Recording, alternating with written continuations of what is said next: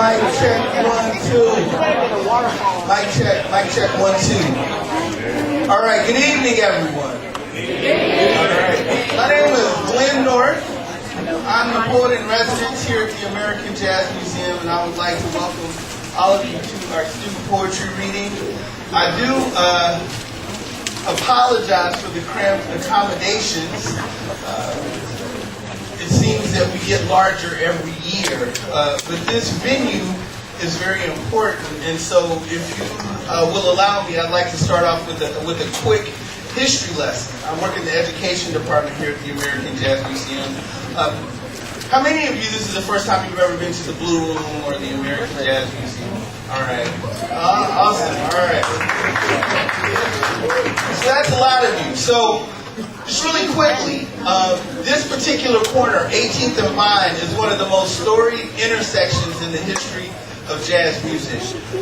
Kansas City, during the era of segregation, had a thriving community that lived here with 18th and Vine at its center.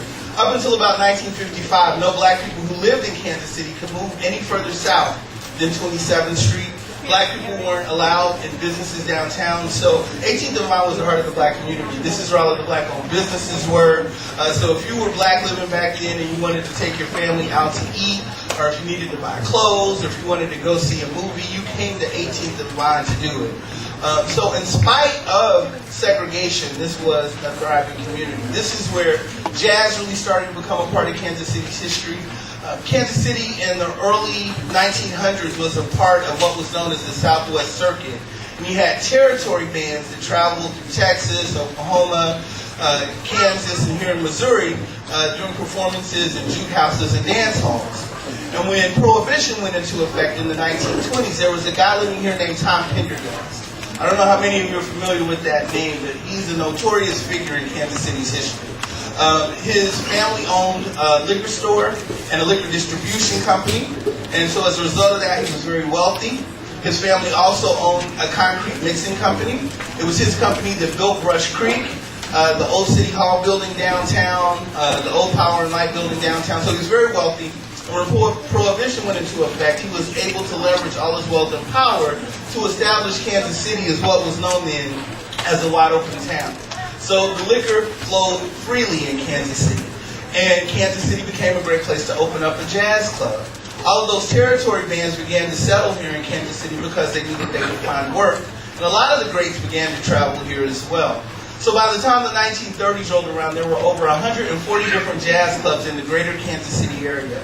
40 of them in this neighborhood between here and 12th Street, which is just 6 blocks north of here.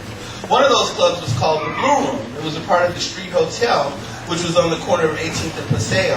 And when the museum was built, we felt that it only fitting to name our performance venue after the original Blue Room.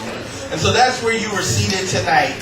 So in spite of the cramped conditions, I want you to know that this is a highly celebrated venue. We've been voted one of the top 12 jazz clubs in the world by Downbeat Magazine. So, yeah.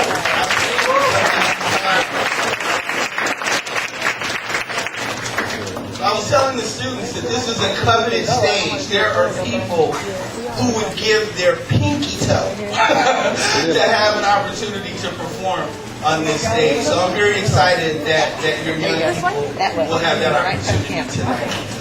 So the young musicians that are assembled behind me are standing on the shoulders of greats like Mary Lou Williams, Charlie Parker, Count Basie. These young men are honoring that tradition and moving Kansas City jazz forward. We're very fortunate to have them here with us tonight. So we got my man Desmond Mason on piano.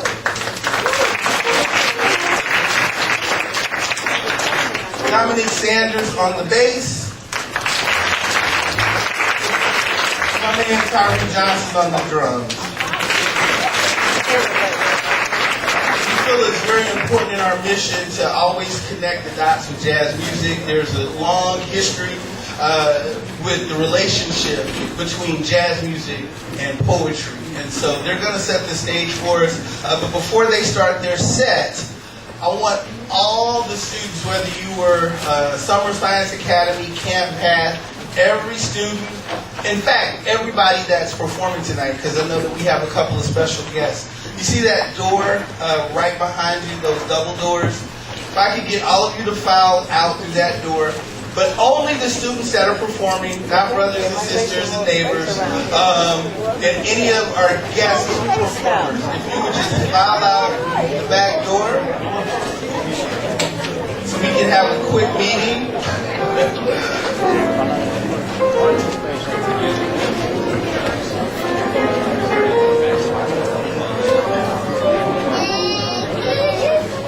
All right, and for those of you who are still here, thank you so much for coming out and supporting the program and supporting tonight's event. And I would just ask that you would be a great audience for Desmond, Dominique, and Tyree. All right, so I'll be back in just a bit when we get on with the next part of the show.